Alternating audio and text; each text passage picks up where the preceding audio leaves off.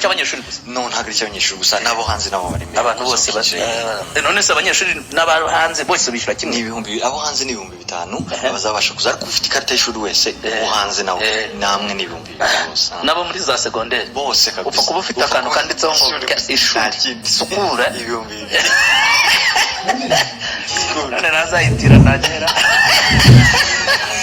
ari cyaza gikaye Okay, none se reka dibazo ngo abanyehuye bitegiki abanyehuye nuko bitege ko mana use nabangiye kubeshya mbase n'icyo mbasezeranye gusa ndabizeza ko tuzahimbaza Imana turamya Imana kandi ibintu twarabisengeye cyane Uwiteka Imana azaba ari kumwe natwe hariya muri iriya sale amina azaze twakire guhemuka nigeze rero reka twigarukire mu kiganiro wenda turaza kuza kujya tubigarukaho buhoro buhoro hanyuma abantu murimo mushaka zase indirimbo zose zambanye no kuri ajya ashima Imana ko yamuhaye abantu yarabamuhaye byera nta mikino yarabamuhaye rwose pepe Imana yabahaye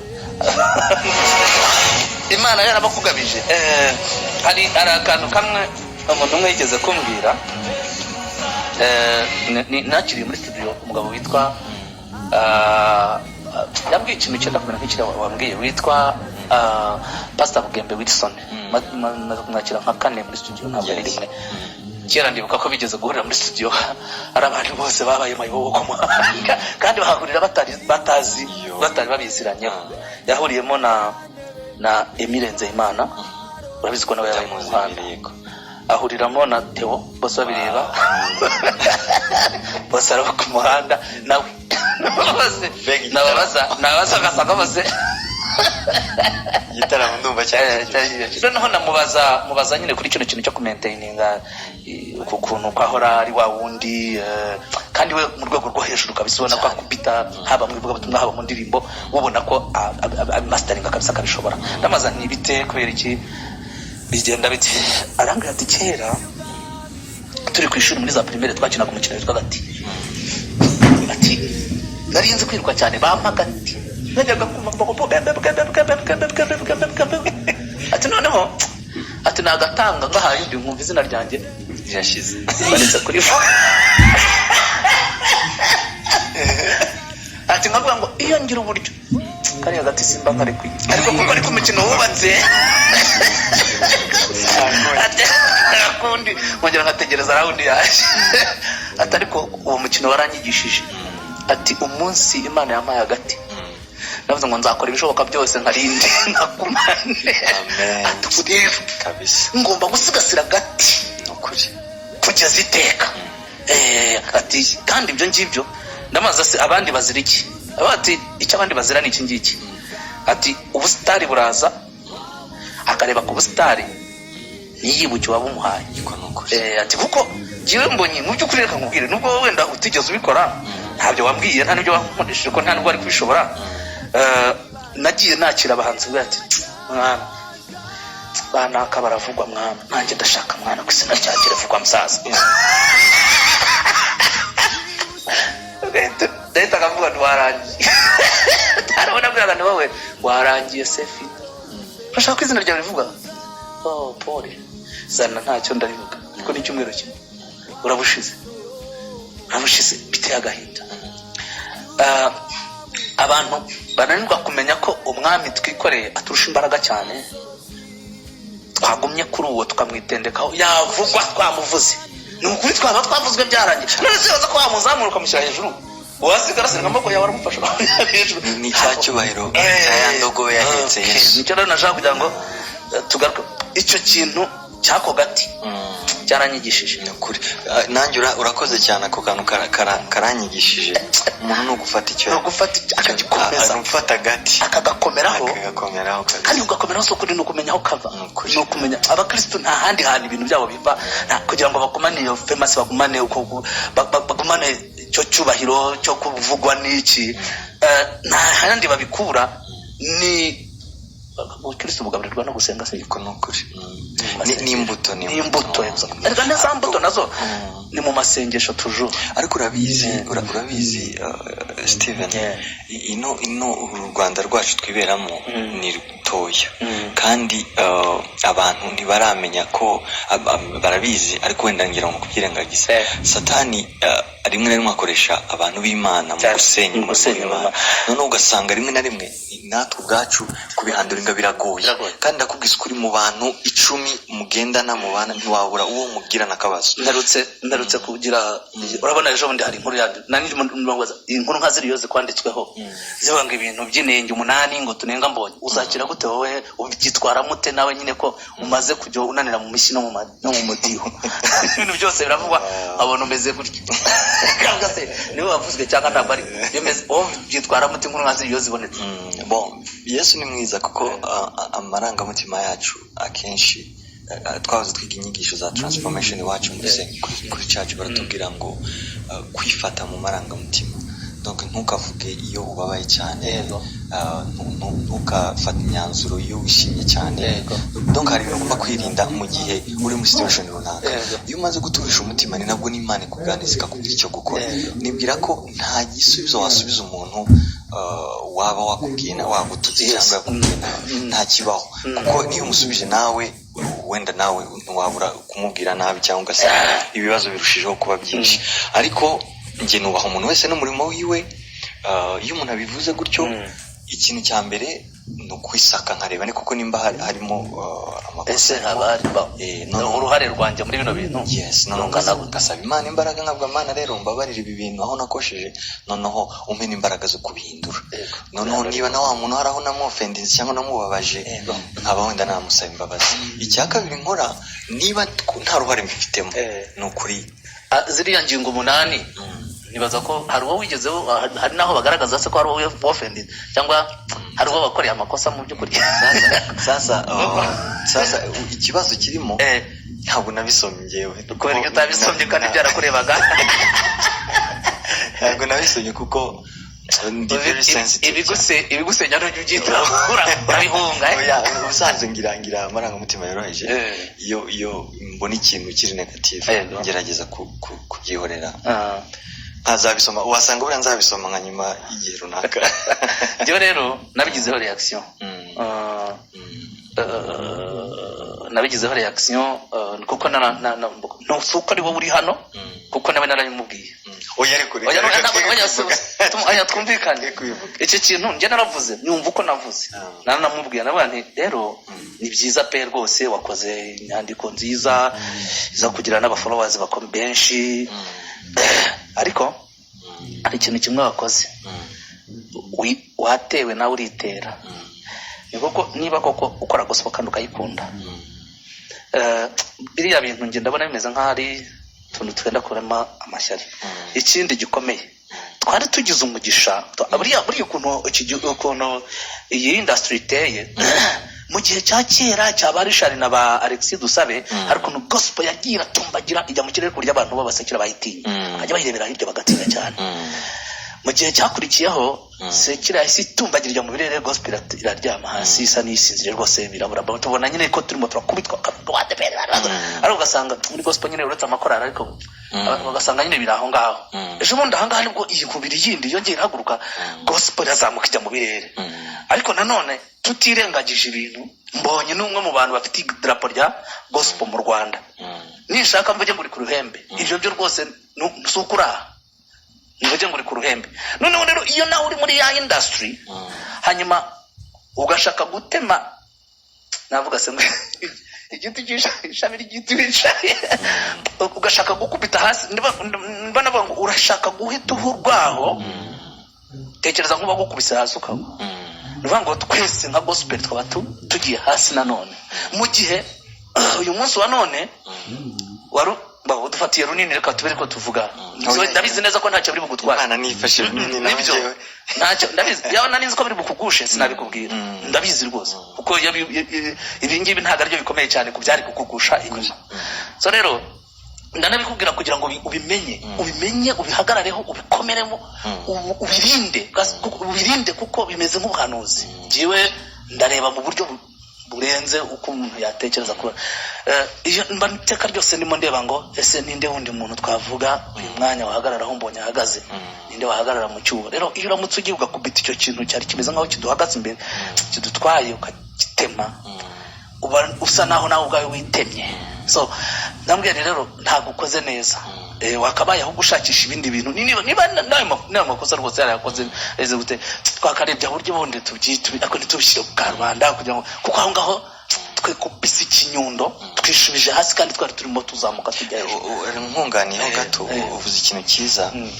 Ubwami bw'Imana nubwo gushyigikirana cyane kuzamurana kandi nta mu by'ukuri nta gihombo kiba mu gushyigikira. Yego mu by'ukuri wenda ntagiye kure uramuvandimwe ndamukunda ndamwubaha nanjye twanabiganiriye yonje ubwanjye kuri pe nta n'urundi rubanza ngewe ntekereza ruhari n'ukuri wenda ibi byaba biri personal gusa nk'umunyamakuru nawe yerekanye ko ari umunyamakuru nyine yagize neza ntakibazo wenda biranadukangura icyo ngewe nshimira ariko nko kuvuga ngo nguca amafaranga menshi icyo ntabwo ari icyaha.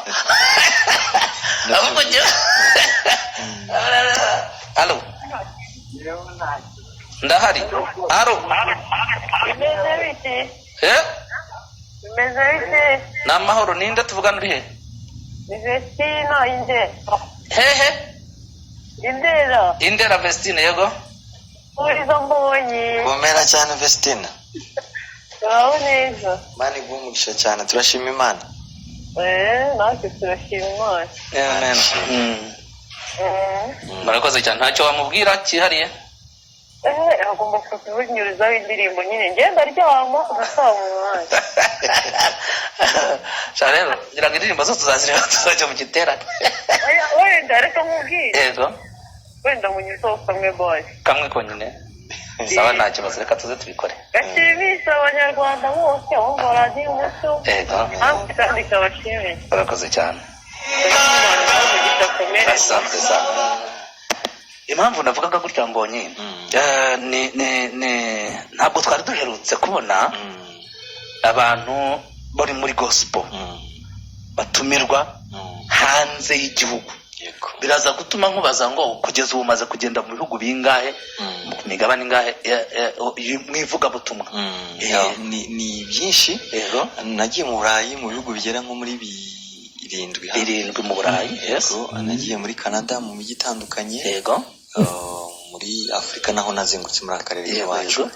Ndumva araho ngaho maze kujya mu kuririmba. Urumva kabisa urumva rero ni ibintu twari dukeneye tutari tukibona cyane. Kandi byaratangiye basigaye bagenda benshi. Patient ubwo yari muri mu Burayi cyane. Yes kabisa umvaga ko ari ikintu kihari. Ngira ngo n'abantu bajyaga batumirwa muri kiriya giterane kijya kiba Rwanda Convention Coalition cyo muri Amerika. Benshi bagiyeyo bagabi bose. Halo oui mwiriwe ninde tuvugana uri he? Clarisse mbe Muhanga. Yego Clarisse. Ko mu majyepfo bumvise ibihari? Mu majyepfo i Butare bumvise ibiriyo? Nabyumvise mbateze amatwi. Sohoreza uwo mugabo. Ndagusuhuje cyane. Karame. Wasetse cyane. Wasetse cyane ukageza naho ukorora. Tujya duseka biriya nabyo biri mu buzima bugira. Ubwo byongera n'iminsi yo kubaho. Cyane. None se uzamanuka i Butare kuri ebyiri? Ntabwo mbizi Imana n'inshoboza nzamanukayo. Koko wahereye ubisengera koko bisengera. Reka mbere ubu ngubu nsenga Imana. Uzamanukane n'abantu benshi aho ngaho Muhanga mumanuke mujye kuba n'abakozi b'Imana. Noneho Karame kamukero uwo mugabo rwose Imana imuha umugisha buri indirimbo ze ziramfasha cyane. Cyane iriya ngo Karame ndayikunda. Mbese uyihozamo kabisa. Noneho mugira umugoroba mwiza turi kumwe mpaka. Murakoze cyane. Muze kuyigezaho. Murakoze cyane. abaca mu gikari bambaga ngo mutubarize uzarongora ryari. ndabyifuza mbifite muri gahunda Uwiteka nashoboza yego ngo muri Afurika asigaje kuza South Africa Cape Town azaza ryari agucice utamubashishe niya gahunda twavuze bya visa n'ibitungana tuzaza rwose kabisa nta kintu kandi nibaza ko South Africa ni heza n'ahantu haba ba gospel beza umuntu yakugiraho abantu bandyohera nanjye nkumva naririmba kandi urabizi nirimbira nk'ibintu ntazi halo kuyisi dushiriko duhora undinze halo halo halo kuza kutamagara rwose ni 0787163624 ibindi bintu byose sinabona uko mbikoresha kuko ndimo ndakontrola ibindi bungiye kujya kuri WhatsApp ntabwo naba nkibonye uko mbikora halo halo halo rwose yewe uzi ko ndimo ndabyina muri kashi zawe umuntu wamagara atazi ko yahamagaye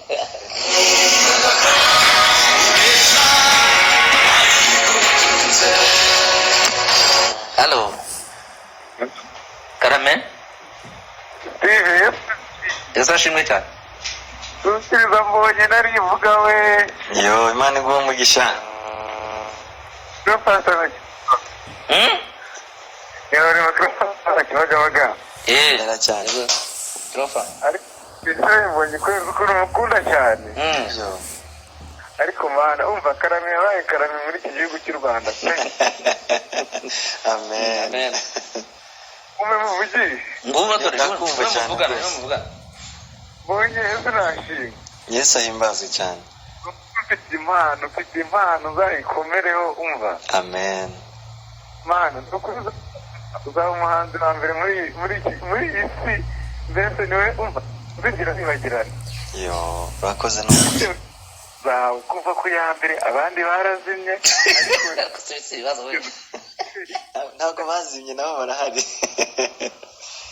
we niriye banga ukoresha mbonye ni ukuri n'Imana yabikoze nanjye ntabwo mbizi rwose naba nkubeshye mbonye ufite imana ni ukuri nishimye kuba nkuvugishije iyo ugenda nakuvugishije ariko kugira agahinda kenshi urakoze cyane disi Imana iguha umugisha cyane cyane igitaramo tuzakitabira ngo upfa kuzajyayo pe ko byagenda kose kandi uzaba uvuye Kibagabaga Karame Karame tuzaririmba pe cyane bakaze n'abandi umurongo muve ko bakuvugisha urakoze cyane ari umuntu wari ubashije ariko nyangwa rwagejeje kwisobanura aravuga ngo mubwire uti iyo abantu baguharabitse umutima wawe utagucira urubanza baba bagusabiye umugisha batabizi cyane rwose kabisa icyo numva ashimangiye neza cyane ikindi kintu cyiza neza kabisa hello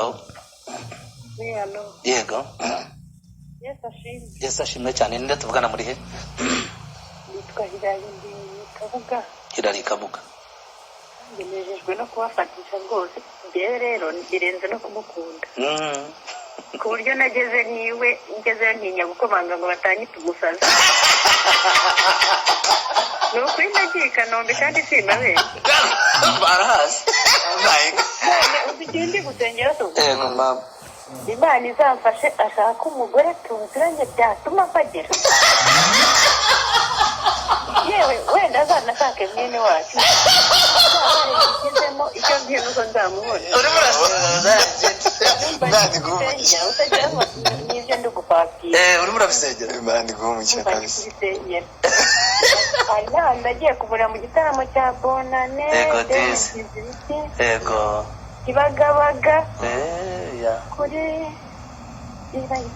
numva ndiho kugwa rusengero nabi menya kugera njyayo ndaramo yo Imana iguha umugisha ariko ndamukunda yewe urakoze n'ukuri reka disi buriya ntabwo ari we mwamukunda mujye mumenya uburyo mugira ntabwo ari we mwamukunda mwamukunda ikiri muri we kuko umunsi kiri muri we kiramutse kivuyemo we yaba ari umwavu Imana yamuhaye igikundiro nicyo kintu kimurimo nicyo gukunda yego rwose ariko Imana ijya imuha umugisha nyine aradufasha twese mugumemo rero tije nawe Imana iguha umugisha wamutumiye urakoze cyane mama ngaho muramuke neza uraryama usinzire noneho ndasinzira ariko ndabanza mbumva nyine ndavuga ko kuva mu ahubwo nanjye nzazi Butare ariko ngira ngo utaragenda dufite n'igitaramo ndashaka nyine kumubaza kuko hari igitaramo twateguraga i Kigali yateguraga i Kigali ataratubwira neza amatariki nicyo nshaka kugira ngo noneho tuze kukijyaho kuko icyo cyo ni rusange kuri twese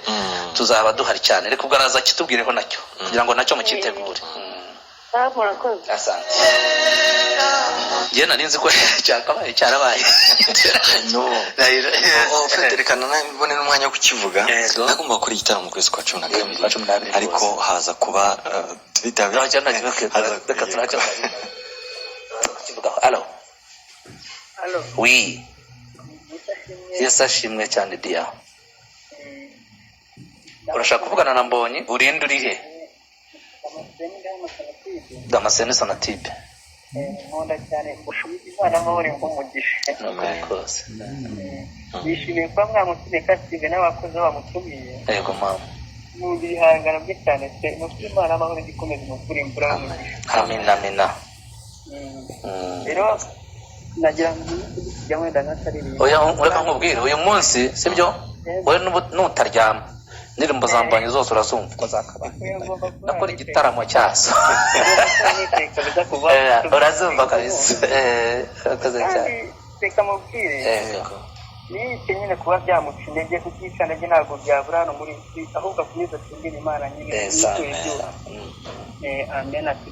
Murakoze cyane. Nari mvuze ku bijyanye n'igitaramo cyagomba kuba mu kwa 12 haza kuba imbogamizi yuko aho twashaka gukorera hatari kuboneka. Noneho ngo uribuka muri 2015 twakoze konsera abantu bahora bicara basubira baranababara ariko ntabwo babaye mu by'ukuri icyababaje nuko batakubonye ariko kuba bararishe ibyo sijyane ikibazo cyazo kuri abandi n'ubundi twari kuyamwihera tumubonye nabi barashyigikira. Noneho muri 2017 naho abantu barinjiye ariko barahagarara ukabona barahagaze biraba ntabwo byari byiza. Ubu rero twashaka abantu bashobora kwicara neza hagutse. Mu kwa 12 rero ubusanzwe muri igitaramo kwa 12 ntihaboneka. Uyu mwaka rero ndavuga sindi bwitegeze ukundi kwa 12 reka ngegeze hafi tugira muri vacances y'ukwezi kwa 7. Ubu rero itariki tuzayitangaza neza abantu bari Kigali mwitegura igitaramo mu mujyi wa Kigali mu kwezi kwa 7 hagutse twese tuzicara ku mafaranga make kabisa tuzinjira twicara twese duhimbaza Imana. Uwo munsi ntawe uzahagarara hanze nawe bose none azuzura uzuye ubwo nyine twavuga ngo ntabwo tutagize ariko wazuzura ariko buri hazaba azaba yicyasaba Jesus Christ.